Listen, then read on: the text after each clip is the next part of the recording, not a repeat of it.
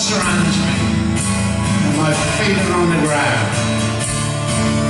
I'm a very lonely man, doing what I can. All the world astounds me, but I think I understand that we're going to keep growing and see.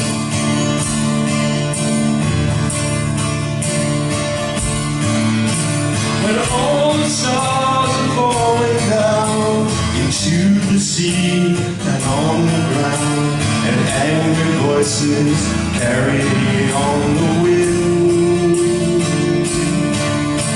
a beam of light will fill your hair, and you remember what's been said by all the good men this world's ever known. Another man is what you'll see, looks like you and looks like me, and yet somehow he will not feel the same.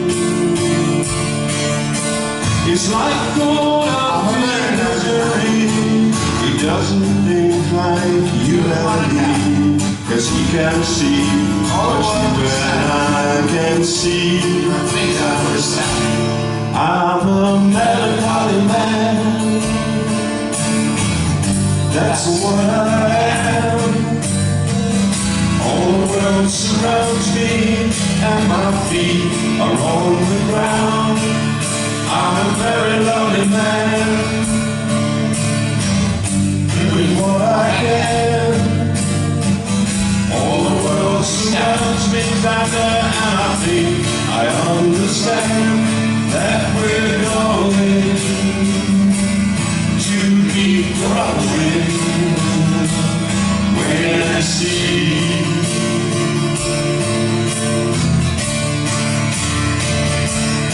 I'm a melancholy man. I'm a melancholy man. That's what I am. All the world surrounds me and my feet are on the ground. I'm a very lonely man,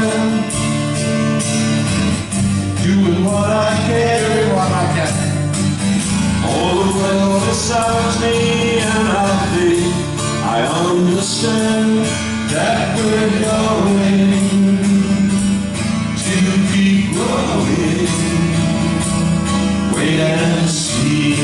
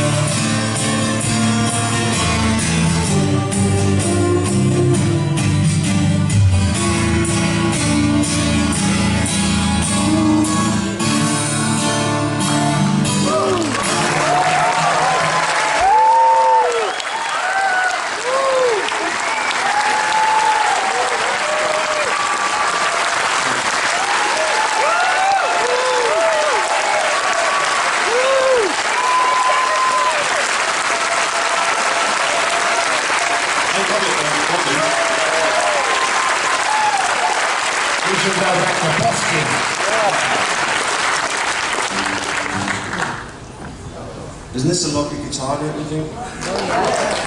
It's a McPherson guitar. Anybody wants to Google McPherson guitars? But I was in Grun's Guitars in Nashville, which I frequent every time I go to Nashville. I've done for years. It's a big music shop, and they've got the greatest guitars in the world. And I was in there 7 or 8 years ago, and when I actually bought my first Collins guitar, and I'm sort of privileged to have a membership card at the second floor. It just, look at the good stuff. This was the first time I went in there. Look at the good stuff upstairs. And of course they've got these Stratocasters, you know, for $30,000 and 335s for 25 grand. Actually, the 335s without the Bixby are worth more than the ones with the Bixby, just anybody who's interested in that kind of stuff. Anyway, so, but anyway, there was, before I went up, there was a couple of guitars on the wall that I really wanted to try, and I sat down and tried them. And there's this husband and wife walking around, and I was playing away trying a couple of guitars, and after a few minutes, the lady came up to me and she said, "You know," she just said, "you're equally as good as those guys on the street. You could earn a living."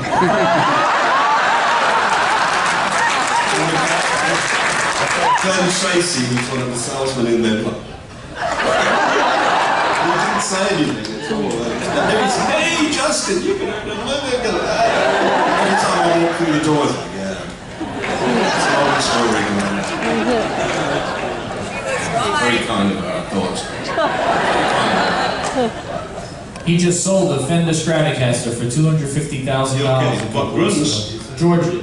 Did really? Yeah, it was the serial first Strat to come off the line, if you will.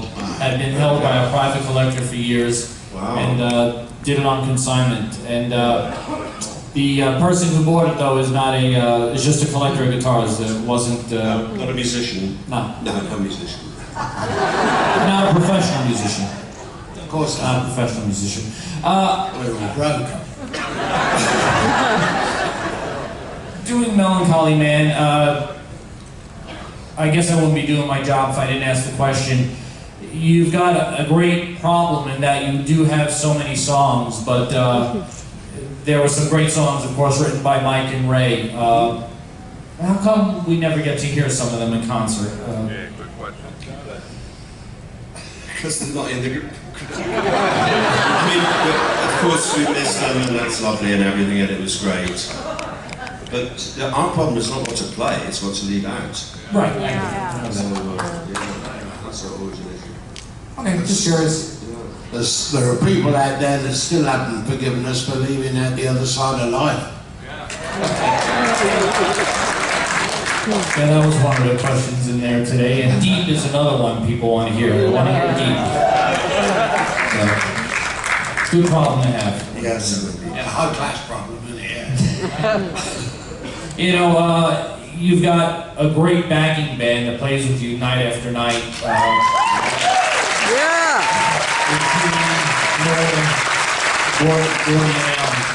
Just tremendous. But this is a rare treat to see the three of you like this, and I'm not trying to put anybody out of work. But have you ever thought to do an acoustic tour? Or a couple of one-off special shows? Okay. Let's move this one along. We're doing it now. You are.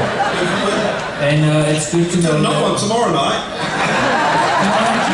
It's good to know that I'm not getting Julie, Norda, Gordy, or Alan fired. So I can sleep better tonight. Yeah. They're all great people. All right, so this cruise will wind up the first part of touring for you guys. Got a couple dates in May, and then you're back out in the summer. Quite a hectic schedule. You know, it's just because the demand is there and you can still do it. It's something you just like to do and really want to get out of the house. I think we're offered more work now than we were years ago, Yeah. actually. And it's all of the above. We love it, we can do it. We've got, I'm sure the rest of the guys agree with me, we've got just about the best band we've ever had.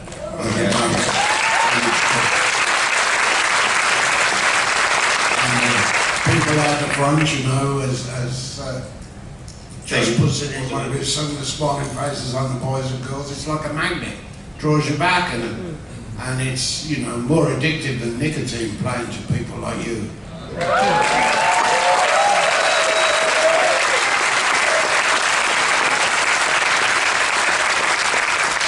Good place to rent. And will there be anything special? I know that Graeme is the only member celebrating the 50th anniversary, but of course, you know, the band. Now listen. The new boys have been with us 48 and a half years.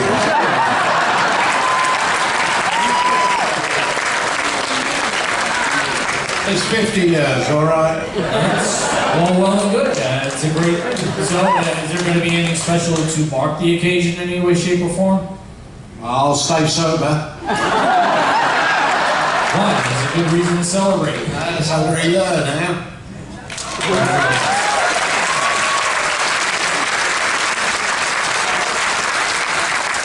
And of course, you're all busy with some individual work. We mentioned it briefly today at the Q&A on the deck. Justin's going to be going back out on the road now, right after the Moody's tour, Spirits of the Western Sky, the second half of the tour, if you will. He did it last summer, it was.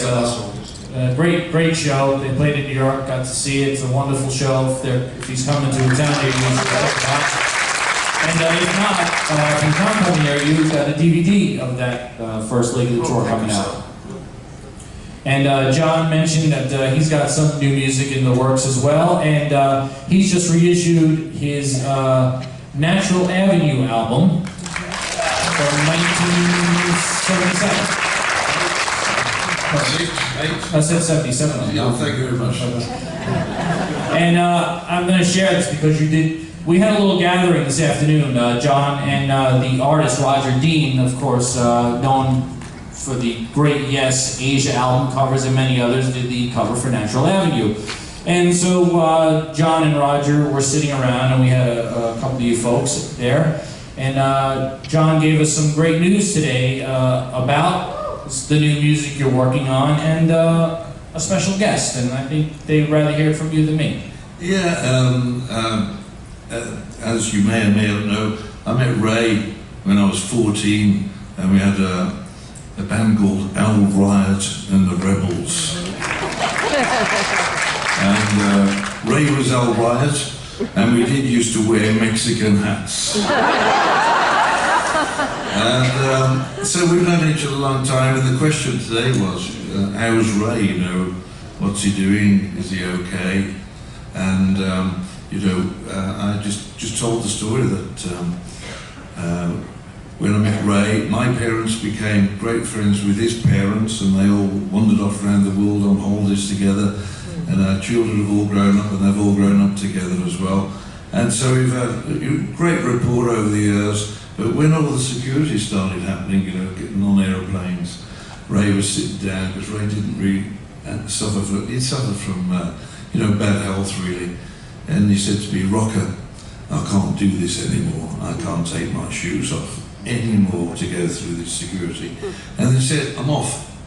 And then just before Christmas this year, because Ray lives around the corner from me, I went round to see him, and we had as we do in England, we had a nice cup of tea and biscuits. And I played him a song that I've written for my grandson, John Henry Hughes. Maybe here tonight, or he may be in bed asleep, which I don't believe at all. He's probably out there somewhere. And I said to Ray, why don't you get your flute out and come and play on it? And he did.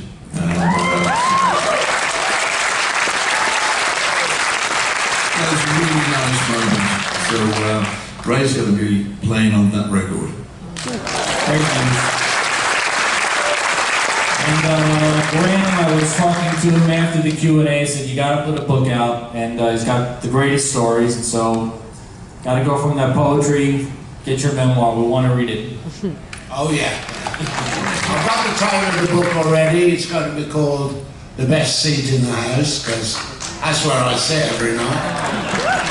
And I've got about 4 chapters, maybe 30,000 words so far, but I'm aiming for 80,000. And I'm going to do a couple of the chapters on Saturday. The Cops chapter, which all the different cop stories, and the Dates from Hell. I've got some Dates from Hell stories, and if there's enough time, some groupie stories. There ain't going to be enough time, I promise you. That's the teaser for the book. Well, that's, do you ever pick up books by some of your fellow artists? Because now seems to be the time. There's been a boatload of them out there lately. Keith Richards, Clapton, and on, basically. The one I read all the way through actually was Jimmy Buffett's, because he spent a lot of time down Ireland, same as I did, and we knew a lot of them. He and I frequented, not at the same time, but frequented a lot of the low dives, and so it was fun reading about him. But he was much smarter than me. He had a seaplane. I sailed it. So actually, I was probably smarter than him because he gave me time to sober up in between low dives. And he also crashed the seaplane one time too. Yes, he did. It's still in Dry dock? Universal in Florida. Oh, right. Where, yeah, it's right outside his restaurant. It's great. Oh, the Margaritaville. Yeah. It figures turns into an attraction. So, well, this has been a wonderful evening, and you broke out some great surprises like you did last year. The instruments are still out, still on John's lap, so figure you should probably take us out with something if you don't mind.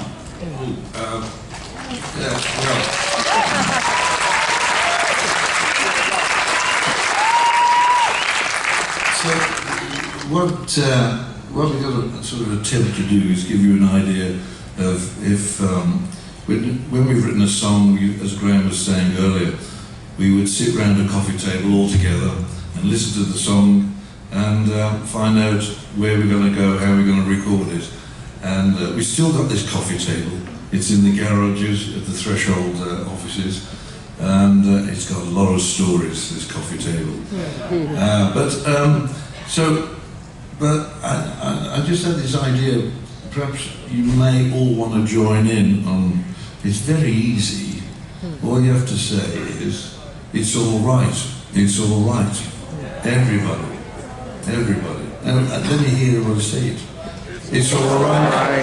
It's all right. Okay, so when we get to this part of the song, just join in. But this is somehow how we would put a song together, really, I suppose. You know it's moving fast, but it's still going slow. He's ahead in the race, and there's not far to go, and his load is heavy. He never wanted to stop. It's alright.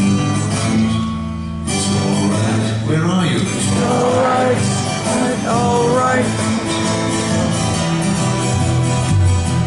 He's coming.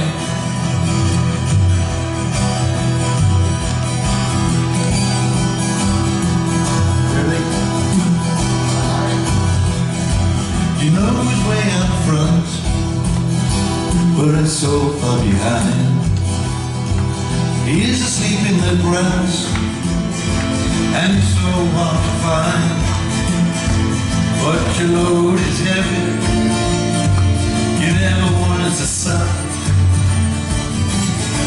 It's alright, it's alright, it's alright. Your friend is heavy, but he was ready and never stopped for a while. While you were sleeping, he kept on creeping. The final line in his mind.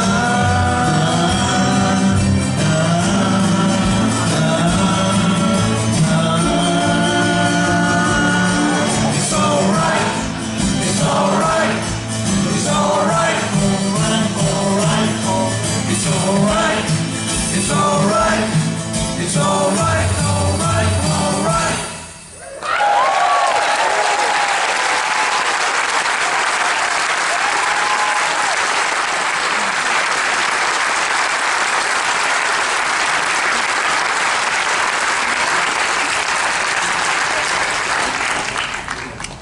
I think that's it. That's it. You're picking up your guitar, lead on this one. Justin Hayward, John Lodge, Graeme Edge, the Moody Blues.